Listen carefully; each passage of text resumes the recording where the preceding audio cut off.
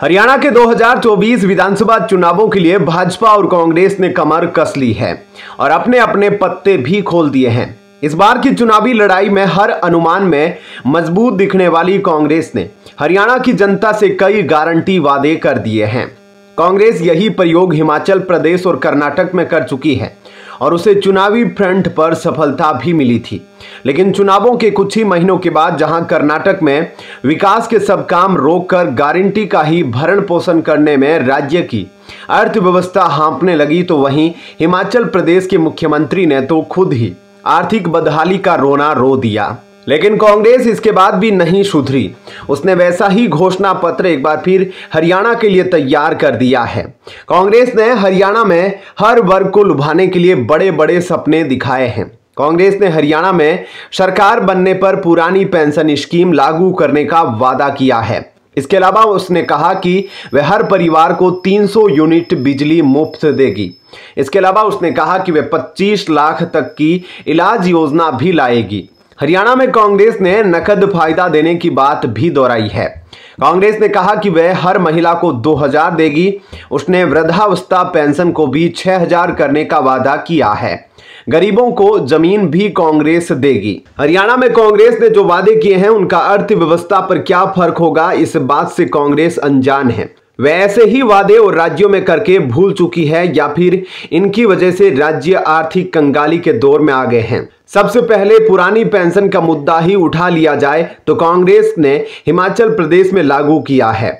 इसकी वजह से राज्य की कर्ज लेने की क्षमता घट गई और सितंबर में हाल यह हो गया कि सुक्खू सरकार समय से कर्मचारियों को तनख्वाह तक नहीं दे पाई। वहीं अगर मुफ्त बिजली का वादा देखा जाए तो इसमें भी कांग्रेस हिमाचल में फेल हो गई। उसने यहां भी 300 यूनिट मुफ्त बिजली का वादा किया था, लेकिन उसे पूरा नहीं कर पाई। इसके उलट उसने 125 यूनिट तक मुफ्त बिजली दिए जाने वाली योजना भी बंद कर दी। पंजाब में आम आदमी पार्टी ने भी मुफ्त बिजली योजना चालू की। इसका परिणाम यह है कि पंजाब आज देश में सबसे अधिक कर्ज वाले राज्यों में से एक है। उसके बाद बात आती है मुफ्त इलाज योजना की।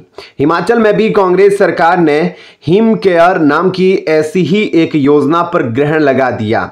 अगर महिलाओं को 1500 या 2000 महीना देने की बात की जाए तो इस वादे को भी हिमाचल में पूरा नहीं किया गया। कर्नाटक में इस वादे समेत मुफ्त बिजली के लिए बाकी सारे विकास काम रोक दिए गए। इसके बाद मुद्दा आता है फ्री जमीन देने का। 2014 से पहले हरियाणा में कांग्रेस की ही सरकार थी। उस दौरान भी यही योजना चलाई गई थी जिसमें गरीबों को आवासीय भूखंड दिए गए थे। इस योजना में एक जगह एक ही परिवार को 129 भूखंड दे दिए गए थे। इसके अलावा भूपेंद्र हुड्डा की सरकार के जाने का एक कारण जमीन घोटाले ही थे। हरियाणा में बड़े बड़े वादे करने वाली कांग्रेस ने कर्नाटक में अपनी इन्हीं गारंटियों को पूरा करने के चक्कर में साफ कह दिया था कि अब विधायक कोई विकास कार्य ना मांगे। इसके लिए फंड ना होने की बात कही गई थी। कर्नाटक में गारंटियों का खर्च 2024-25 में 50,000 करोड़ के पार पहुंच गया। रेवड़ी वाली इस बीमारी का इलाज केवल 2 रास्तों से हो सकता है। पहला यह कि चुनाव आयोग या सुप्रीम कोर्ट इस बात को जरूरी कर दे कि पार्टियां वादा करने के साथ ही उन्हें पूरा कैसे करेगी, इस बात का ब्यौरा दे, या फिर सभी राजनीतिक दलों में एक आपसी सहमति बने।